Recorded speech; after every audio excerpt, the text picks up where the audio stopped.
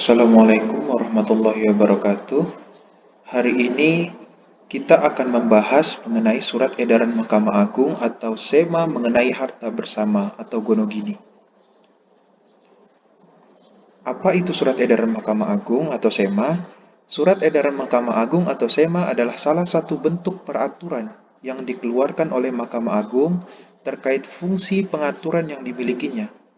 SEMA memiliki awal dibentuk pada tahun 1951 dari Dasar Hukum Pasal 12 Ayat 3 Undang-Undang Nomor 1 Tahun 1950 dan berfungsi dalam bidang pengawasan lembaga peradilan di bawahnya.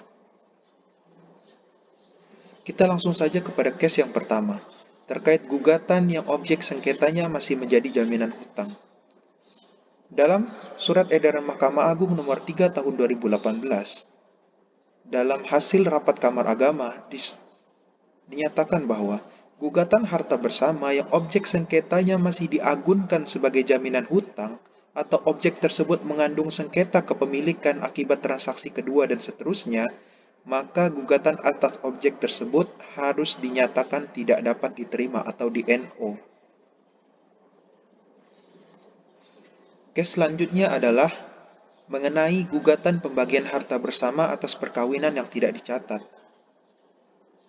Di sini berbentuk pertanyaan, apakah pengadilan agama dapat menerima gugatan pembagian harta bersama di mana perkawinan dilakukan di luar negeri dan telah lewat dari 1 tahun tidak didaftarkan di Indonesia dan keduanya telah bercerai?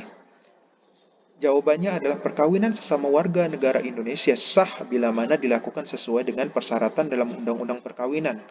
Apabila warga negara Indonesia dan warga negara asing telah menikah dan dilakukan menurut hukum yang berlaku di negaranya, dan bagi warga negara asing tidak melanggar ketentuan undang-undang, serta perkawinan di luar negeri yang tidak dicatatkan setelah melewati tenggang waktu 1 tahun, yaitu pasal 56 ayat 2 Undang-Undang Nomor 1 Tahun 1974, tergolong perkawinan siri. Oleh karenanya pengadilan agama belum dapat menyelesaikan sengketa tersebut. Hal ini termaktub dalam SEMA nomor 7 tahun 2012. Jadi, perkawinan yang tidak sesuai dengan peraturan yang ada dalam Undang-Undang Nomor 1 Tahun 1974 itu dianggap sebagai perkawinan siri.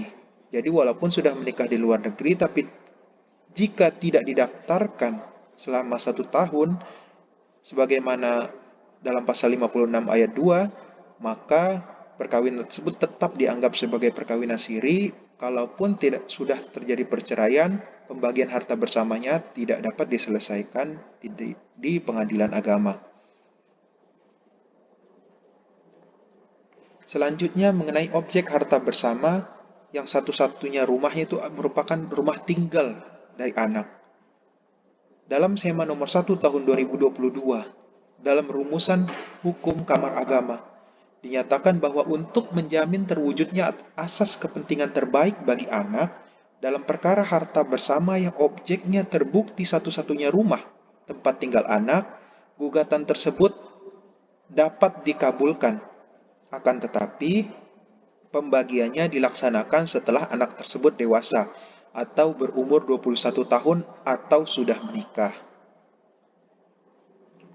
Selanjutnya mengenai amar putusan perkara waris, wakaf, hibah, dan harta bersama.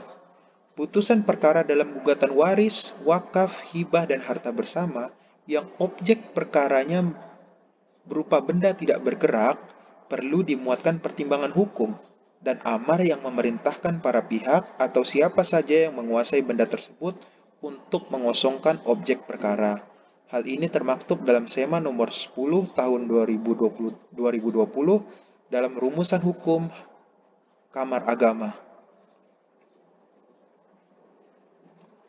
Selanjutnya mengenai penggabungan gugatan nafkah anak, hadonah, hak asuh anak, dan harta bersama. Perkara gugatan nafkah anak, hak asuh anak, dan harta bersama dapat dikumulasikan sesuai dengan pasal 86 Undang-Undang Nomor 7 Tahun 1989 yang telah diubah dengan Undang-Undang Nomor 3 Tahun 2006 dan perubahan kedua dengan Undang-Undang Nomor 50 Tahun 2009 tentang peradilan agama. Hal ini tertulis dalam SEMA Nomor 7 Tahun 2012 dalam hasil rapat Kamar Agama. Selanjutnya mengenai penggabungan gugatan waris dengan harta bersama. Kumulasi atau penggabungan gugatan waris dengan harta bersama pada prinsipnya tidak boleh dilakukan. Namun, jika di dalam harta waris masih terkait di dalamnya harta bersama, maka hal tersebut dapat diselesaikan bersama-sama karena bukan dikategorikan sebagai kumulasi gugatan. Hal ini tertulis dalam SEMA nomor 5 tahun 2014 dalam hasil rapat Kamar Agama. Mungkin itu saja yang bisa kami sampaikan. Lebih dan kurangnya kami mohon maaf. Wallahul muwaffiq ila aqwamit thoriq. Wassalamualaikum warahmatullahi wabarakatuh.